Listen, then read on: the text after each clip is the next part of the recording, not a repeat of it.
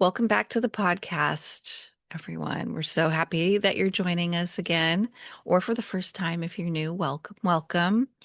Kathleen and I are here today, and our theme is really around boundaries in a way that we haven't quite talked about them before. And we've been having a lot of these conversations about them because she's in the midst of preparing an upcoming course, and it's called the Energy Boundary Reset. She's also going to have a workshop on it on May 30th, so stay tuned for that. But as we've been chatting, we've been realizing just how valuable flower essences are in teaching us how to do this because they're always helping to establish a new template for our energetic and emotional fields. And Kathleen, so you mentioned and talk about the different kinds of boundaries and even the two sides of boundaries. So I'm curious to hear more about that and relay to the audience some of the what we've been talking about.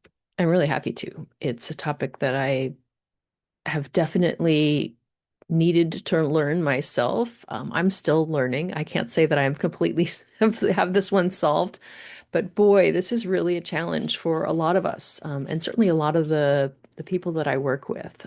Is this process of having boundaries, setting boundaries, and when I look at the boundary issue, I can see that there's this polarity.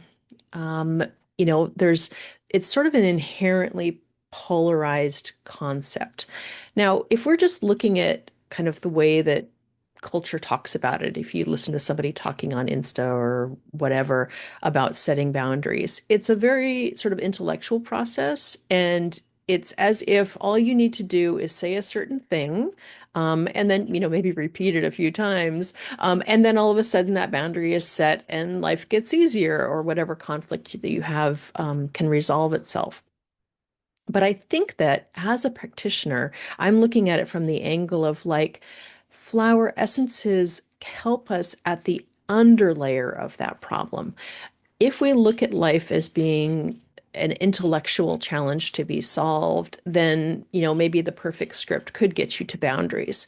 But in my work, I realize that underneath it all are much more, the issue is much more one of, I'm not really sure where I start and end. My energetics are maybe not solid enough. A lot of us have a trauma history.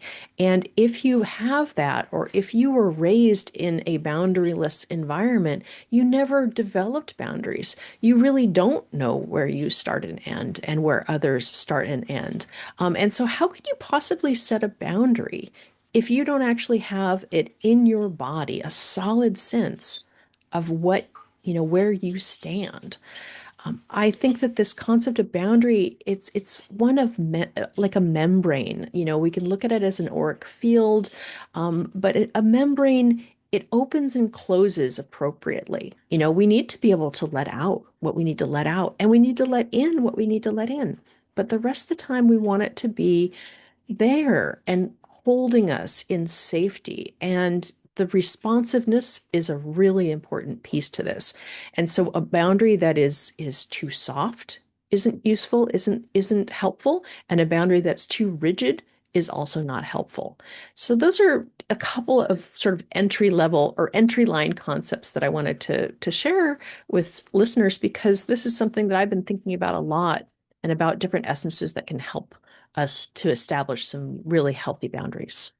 One of the things that you said when we were talking before was about how these rigid boundaries, when they're too rigid, can be manifestations of a trauma response. And that really, I was like, oh my God, that makes so much sense as soon as I heard that, because I can absolutely see that in my own self and how, especially when in terms of, say, a like autistic meltdown or neurodivergent overload. And I've been learning more about this because of learning about my own neurodivergence.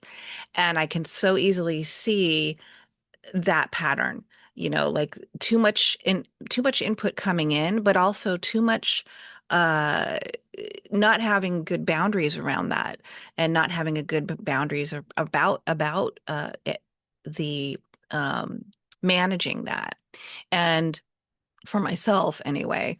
And then it builds up, and all of a sudden it's like no is a big, loud word, and it gets a little intense, and it's, like becomes very rigid for a while until it settles back down. And, um, and then, and this might be a pattern that goes sort of back and forth. So when you're talking about that membrane, I mean, obviously, every situation is going to require a different type of boundary, or maybe the boundary's in a little bit of a different place depending on who who the person is on the other side of that, or what the situation is on the other side of that. But having that sort of flexible boundary or membrane, but the membrane is intact. It's not disintegrated and letting everything in, and it's not rigid and, kind of like just completely closed and not letting anything in. You've got finding that happy medium. And I think that's where this kind of two sides came in, because flower essences them in so many cases, and in all the cases, that's really how they work. They're trying to bring us to balance. And so I love this concept because, it really wasn't quite how I thought about. We're always thinking about boundaries, or at least generally in my practice, it's people who just don't have enough boundaries, and the work is always on creating better boundaries. But thinking about that membrane and that um, the other side of the coin is really interesting. And I can see that in other scenarios as well. Yeah, there are a number of models of boundaries, and so I'll just, start by explaining that these models that we're discussing, we're kind of modifying. I've been looking at the work of Nina Brown, who's an author, a psychologist and author, has a book called Children of the Self-Absorbed, which is probably pretty appropriate for a number of people that might be listening. A lot of very interesting books on the concept of boundaries. And she kind of sets boundaries up as there being four different types. One is soft, one is spongy, and then there's rigid, and then flexible. And flexible is, the ideal boundary. And for the sake of our conversation, I tend to look at boundaries being kind of either soft, and that kind of encompasses that spongy department, or rigid. So somebody with a soft boundary would be somebody who isn't really able to say no.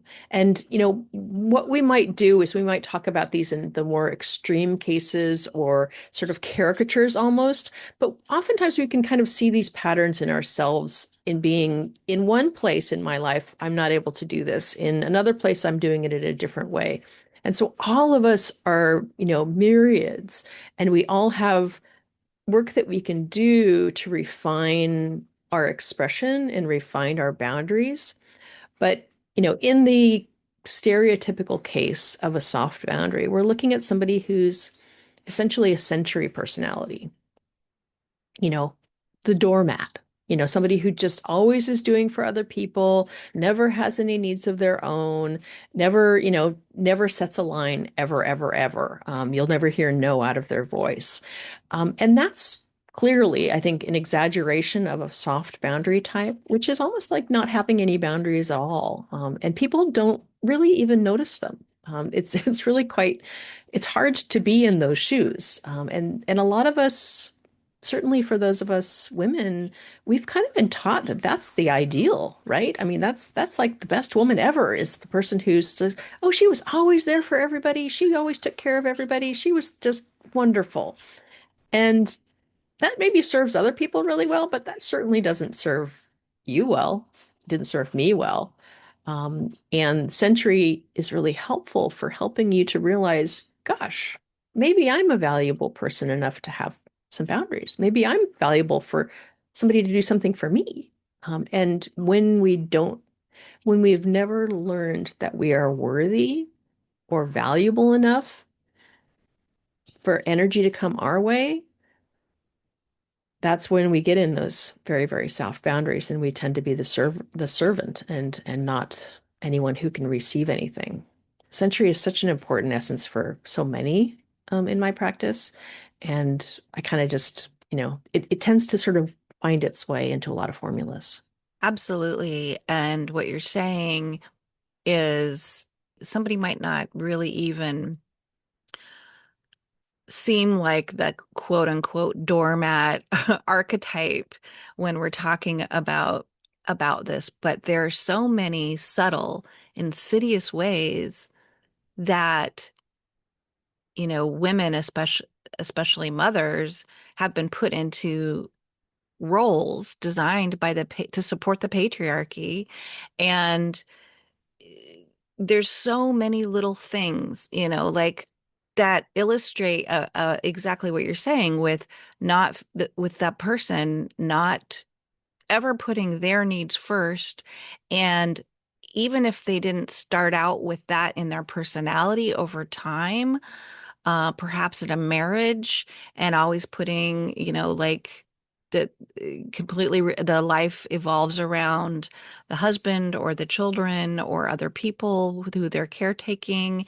And over time, it just erodes and erodes the sense of self.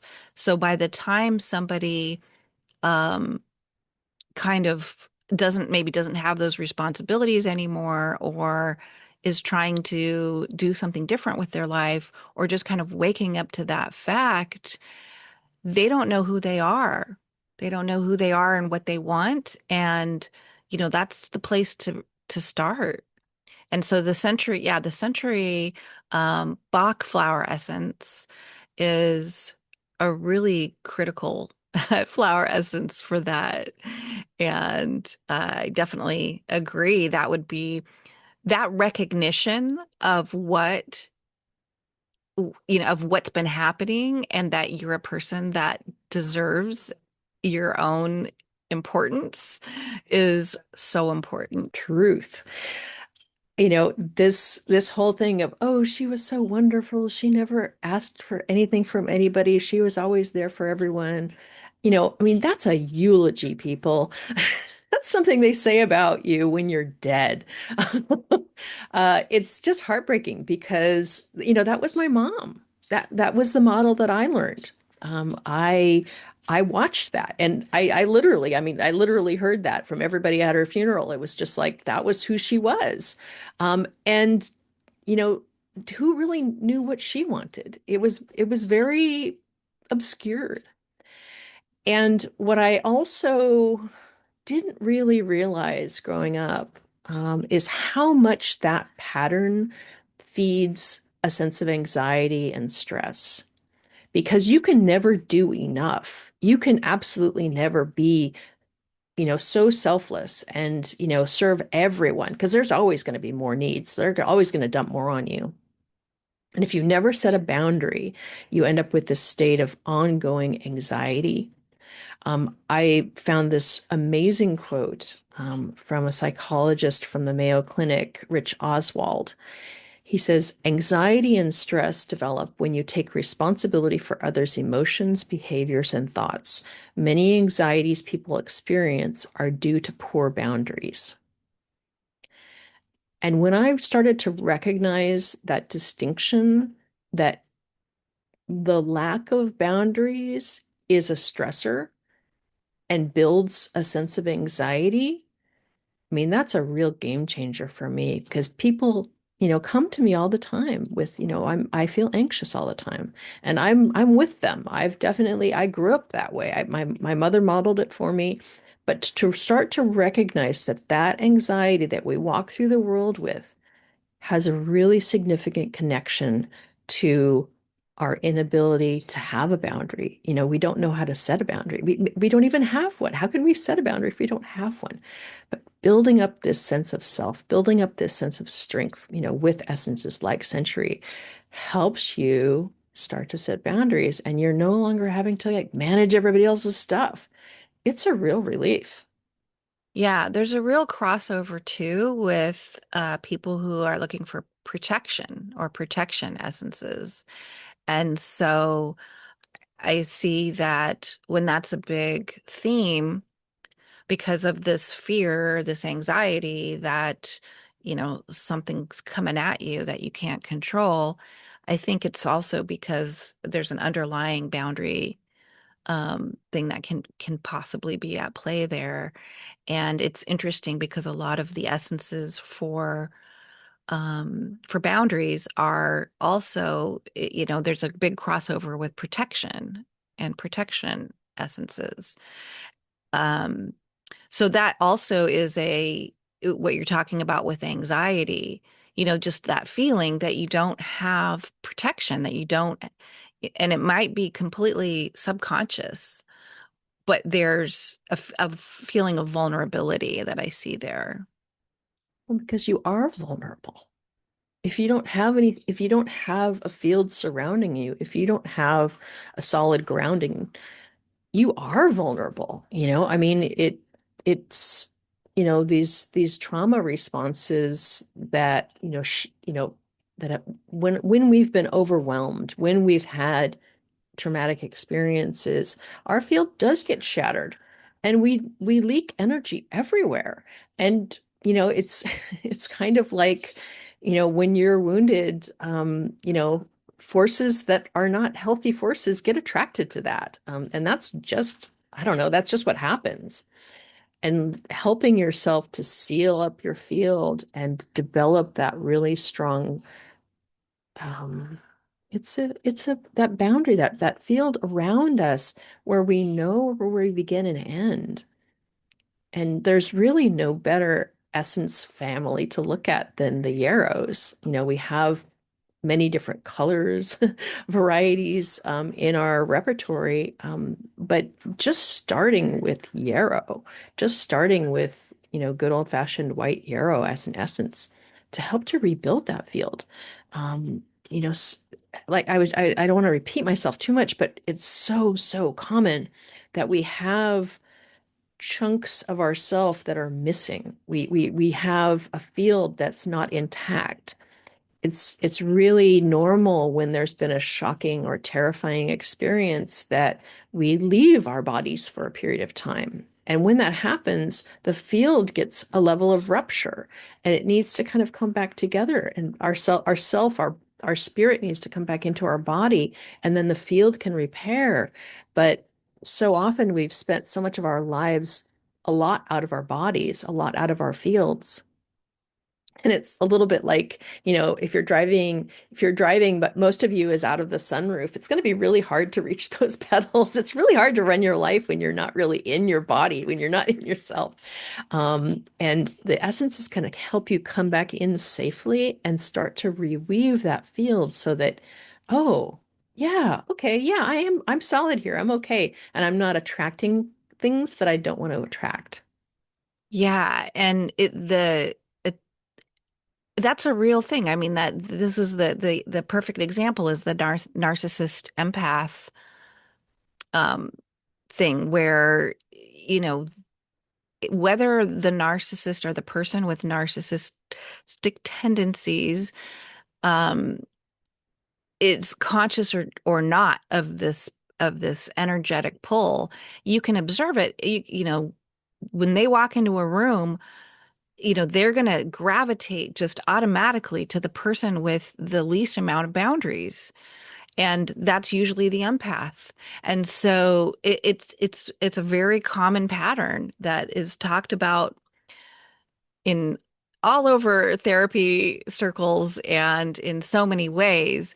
And I think that really shows the the energy dynamics. And of course, yes, if you don't have those, if you don't have that field built, or that field in place, and those boundaries in place energetically, you are absolutely vulnerable to outside forces and including other people. The the yarrows and the pink yarrow for the real empathic people who are taking on everybody's emotions are so key for that. Another one that I haven't used a whole lot, but I really love is the lavender yarrow from Alaskan, which which is a little bit more around like spiritual boundaries and all of the for those of us who are spiritual, who have a lot of maybe we're open to a lot of spiritual information coming in, we really actually need to set boundaries for that too, because it's too much for us and we have to stay grounded. Exactly what you're saying. If your head's out the sunroof, you can't reach the pedals in that sense. So it's one to if you have access to that flower essence, I think it's a really interesting one that I see being used more and more as I do believe our consciousness collectively is raising on this planet. I think more and more people are being open to these energetics and spiritual, or for lack of a better word, just a raise in consciousness of ourselves and our collectively our humanity here on Earth at this time. And so that can be very exhausting to go through, especially if we don't know how to manage that. And lavender yarrow could be a key essence for that in the future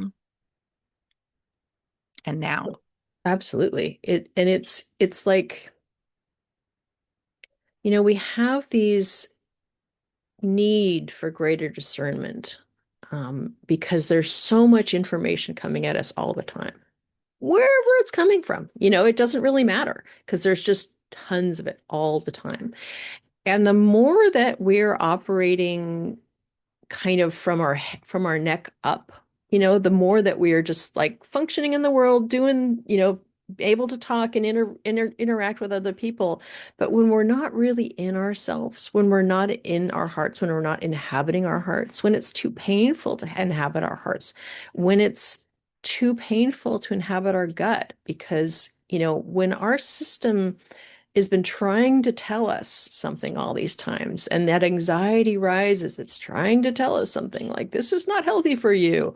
Um, we try to make that be quiet and go away because we don't know what to do about it. We maybe, we weren't able to do anything about it when those patterns developed, and we haven't yet learned how to feel things, how to be in the body and like, oh, wow, I'm feeling something. What is this trying to tell me? Should I be leaving the room? Should I be, setting a boundary with this person? But that quality of discernment, because so much information comes through, and when we're empaths, we don't really have a good filter. It comes to that membrane concept again. We don't have that filter in place where we can really sense what's true and what isn't. I would bring up one of your favorites, Queen Anne's lace, for this because it has that solid root. It puts a lot of energy into that root. It's very solid, but yet it has this ability to filter. It has this ability to filter information coming in from other sources. And whether that's like a channeled source of information, whether it's a spiritual guide, whether they're in body or not, like whatever, we still need to filter that information and go, is that true for me? Because a lot of information can just be kind of generated. It's, the world is sort of like this random generator right now. And there's a lot of information that comes through that's maybe not really relevant, maybe not true for you. But how do you know that? How do you feel that in your body? You have to be in your body to really feel that and get a true no and yes.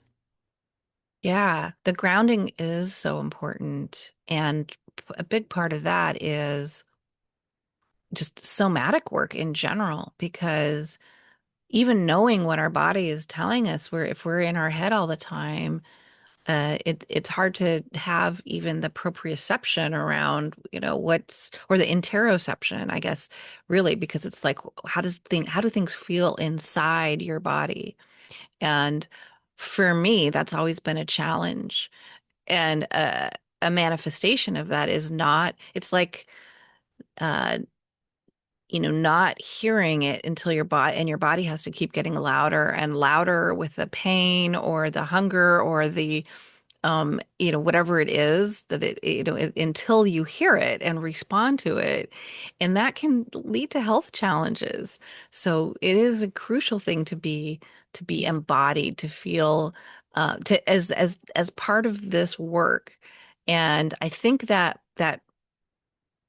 is probably a very common crossover. What I, the grounding and the boundaries usually sort of go together in that work, don't you think? I would, really agree that because when you and I think I could bridge this into this, like when you first start learning about boundaries and working with boundaries, when you realize that, oh gosh, is that why I feel the way I feel all the time? Do I feel exhausted, burnt out, anxious? You know, but I want to be a nice person. I want, I want to be a decent human being. And if I've only ever seen like the dark side of boundaries, what we might see as the dark side, and it's just these are just polarities and expressions, are somebody who's using boundaries to keep other people out and maybe even to harm them, to be unkind, to be cruel even. I mean, we've seen stuff like that. We've all, and maybe we've done it too. And that finding that level of kindness in ourselves, if we've done that, if we've been harsh, if we've yelled at somebody, like you were saying, when our boundaries get crossed so much and our bodies are have to scream in order to get our attention, sometimes we let that out, and that's maybe not very skillful, but that's what that's part of the process, and that just happens. And so the polar opposite, or not, the polarity, let's say, of a soft boundary is a rigid boundary. And a rigid boundary pushes away. Rigid boundary keeps everyone and everything out. And, there might be times where that's just perfect in that moment, but as a lifestyle, it's just as unhealthy as not having a boundary or having too soft of a boundary because it's very isolating in there.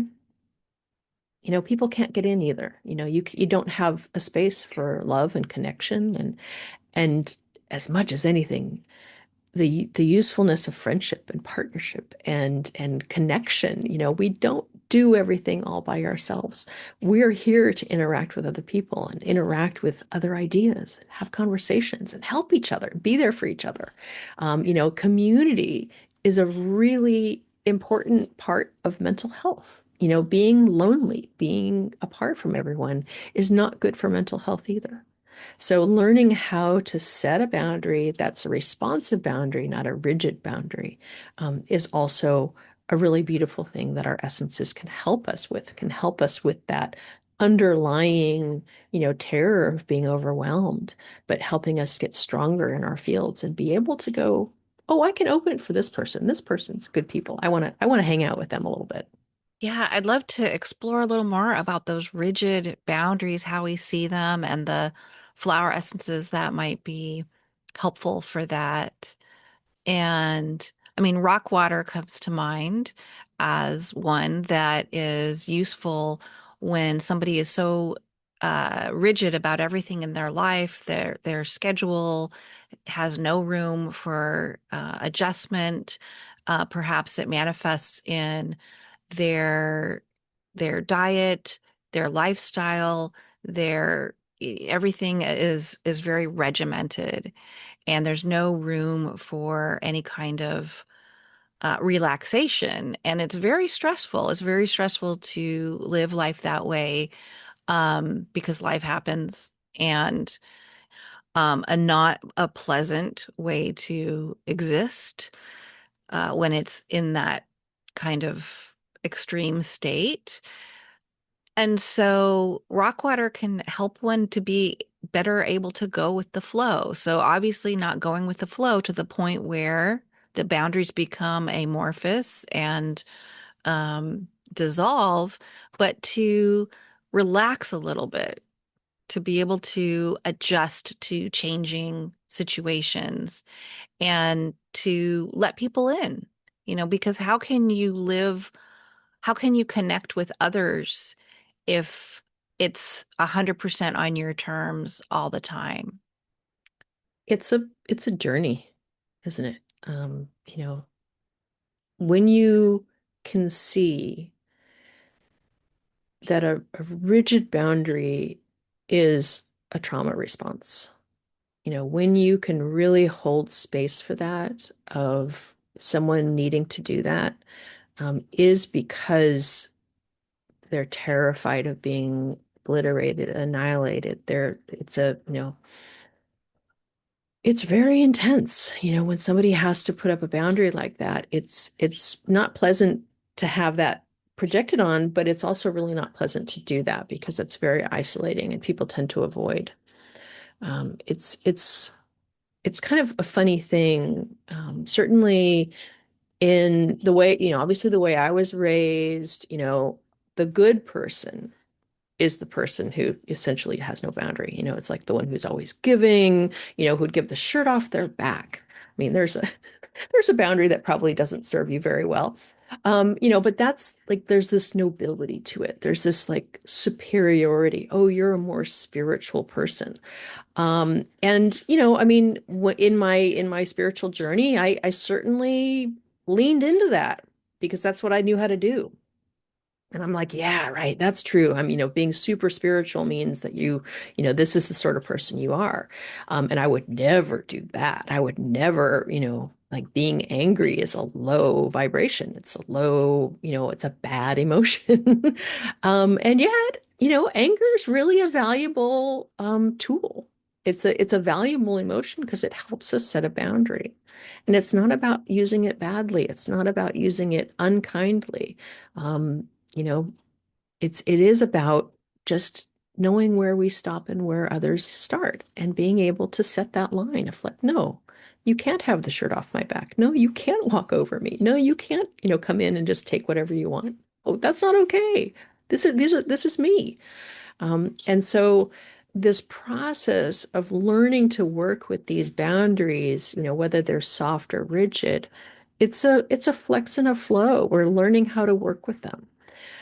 It's it's so important, and I think what I was getting at with that spiritual aspect is that, if you look at some of the way that Dr. Bach wrote about some of these essences, they're described in some really unpleasant terms and some really harsh terms. We could look at maybe Vine, somebody who's domineering and bossy and yet, that's just a rigid boundary. That's just trying to control other people with your boundary of this is the way things are done. And what if we could see that as being somebody who doesn't really feel secure in themselves and doesn't really feel solid in themselves? And the vine can help them express themselves better. It can help them interact with others better to create connection because that's what they're trying to do is they're just trying to make everybody do the thing that they're supposed to do. Instead, if they can accept other people for being who they are, they can accept themselves for being who they are too. And it creates a much more harmonious community experience. Yeah, that's really interesting. Thinking about the trauma response in really all of these, and especially for the rigid boundaries. I mean, it makes perfect sense in the case of um, abuse, that after a violation, there's a real fear that it could happen again, and that's the only way known to protect oneself. It's absolutely understandable when these rigid boundaries manifest. They're here for a reason, and they're protecting you. And so there's so many other parts of it that have to be looked at to make sure the person's safe, to keep the person safe, to um, help repair the damage in order to move on. Yeah, exactly. My heart just goes out to somebody. who expresses the boundary in a rigid way. I'm very comfortable working with people who have those because I know where it's coming from. It's like I know that it's coming from a way of protecting that child part, usually, that who was overwhelmed and who had no agency. And so a protector has to come in and sets a really strong, rigid boundary. Um, and a lot of times people who have those have a lot of self-judgment about it because they feel like they shouldn't, there's an internal tension around it. There's like, I'm a bad person for having these feelings, or I'm a bad person for reacting this way. And when it is in that realm of reaction, that's really where the essences can come in and soften and can start to help rebuild, like you were saying, help rebuild that sense of self, help rebuild that experience of being traumatized, of being overwhelmed, of being abused, and helping to support that recovery process, and then developing more skillful expressions of boundaries. And that's really what happens, is that when we can heal that child part, when we're there to support that child part, then it integrates within us, and our adult parts get a little more air gap. We're able to bring in more wisdom. We're able to see something for what it is. Not every reaction of a rigid boundary is appropriate in the moment. It feels appropriate from the inside, in the same way that, other types of traumatic responses, the body is saying, we got to do this thing. And yet when we're healing, we're able to sort of step back from that, for just a second, like, wait a minute, maybe what's happening isn't what I'm responding to. Maybe there's something else going on. And being able to rebuild that sense of self, heal that wounded child, take care of that wounded child, gives you a little bit more space to be able to go, oh, I can set this boundary more gently. I can set it more skillfully. It's not a big loud reaction. Maybe it can just be half a step back and saying, hey, hey, hey, I, poison oak is one of my favorite flower essences because it really does speak to this. Even the name is wonderful because, it's not poisonous. It makes a really gnarly rash. Some people are very, very sensitive to it. So sympathies to you if you are. Um, but it is for those people who tend to have a really a rigid personal boundary and feel like they really need to defend it. And there's this kind of constant alert and alarm about having their boundaries violated or being kind of run over. And they tend to push people back. They tend to push people away because of that sense of internal struggle and internal stress of feeling like you're about to get run over. Full sympathies. I love poison oak for helping you to start to learn to, dance with that a little bit more, and heal that part that feels so vulnerable, that responds that way. Instead, it can be like, oh, this is my opportunity for connection. I have the potential to manage a relationship rather than just yelling no. I can say, that doesn't work for me. I want to do it a little differently. Oh, the other person sees it and they can respond accordingly. It's the dance we do together. I love poison oak. It's such an intriguing plant. I think it really speaks to both that fear of violation and also, if you think about the poison oak, even for people who aren't sensitive to it, who say, oh, yeah, I don't react to poison oak, if they keep exposing themselves to it over time, eventually they will develop that allergy, that skin irritation. So some people get it right away, and some people, cavalierly, oh, poison oak doesn't affect me. If they keep touching it or doing yard work and pulling it out with their bare hands, season over season, they're going to at some point develop. Usually, that's what I've been told. Um, and So I think that's kind of interesting in this conversation because we're talking about how when a boundary is breached over and over again, and then there's an overreaction, right?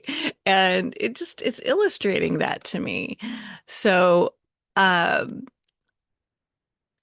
I think it has this character of it's almost this irony, and this character of both it of both sides of that coin because it's helping with the protection, but it's also helping you to soften.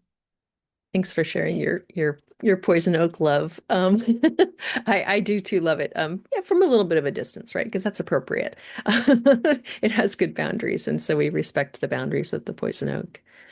Yeah, it's such an interesting topic. I think we could, go on and on and on, but, perhaps that's a good amount for today. I really appreciate all of you for listening, because this is obviously a topic that's near and dear to my heart, being one that's been, the survival strategy for me for my life and learning how to work with these things, learning how to connect, my anxiety to my challenges with setting boundaries. Oh, wow. Yeah, that's a thing.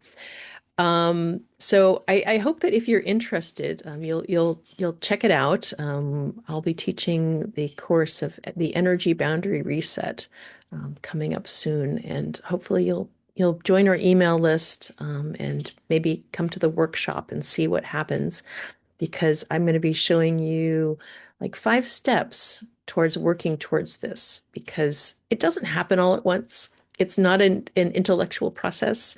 It is an internal rebuilding of your boundaries so that you can then, feel more solid and safe in yourself and be able to, maybe not easily, but getting better at setting boundaries.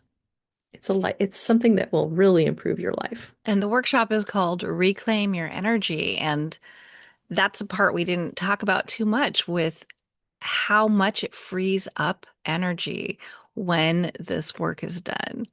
And it's just a huge part of it, how we don't realize our energy is drained every day from not having the structure around us, this energetic boundary around us that we can rely on and stop having to worry about, have anxiety about, whether conscious or unconscious, how much that drains our energy. So I'm really excited for the workshop as well as the full course. Well, I'm glad that we had an opportunity to hang out a little bit and chat about this topic because, boy, if there's anything underlying, a lot of the things that people come to essences for, I think that it's boundaries.